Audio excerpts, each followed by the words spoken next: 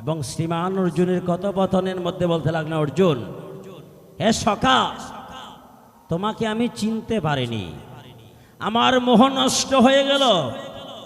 আবার তোমার প্রসাদ গ্রহণ করে আবার পূর্ব জন্মের স্মৃতি আমি ফিরে পেলাম। তৎপ্রসাদ ময়াচ্যুত, তোমার এই গীতামৃত প্রসাদ পেয়ে আমি আমার জীবনকে ধন্য করতে পারলাম। তাই আমি মা জননীদেরকে বলবো, মায়েরা সন্তানদেরকে গীতা শিক্ষা দিবেন, চণ্ডী শিক্ষা দিবেন। গীতা জ্ঞান, চণ্ডী শক্তি। কেন হিন্দু সমাজ দিন দিন অধঃপতনে যাচ্ছে? হিন্দু সমাজের সন্তানরা ধর্মান্তরিত হচ্ছে। কেন জানেন? আমরা এলএলবি পাস করি, মাস্টার্স পাস করি, কিন্তু আমাদের মধ্যে গীতার জ্ঞান নাই।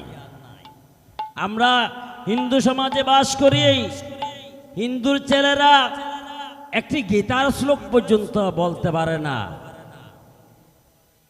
তাই আমরা হিন্দু সমাজ, সনাতন সমাজে জন্মগ্রহণ করে ধন্য। আদি ধর্ম সনাতন ধর্ম।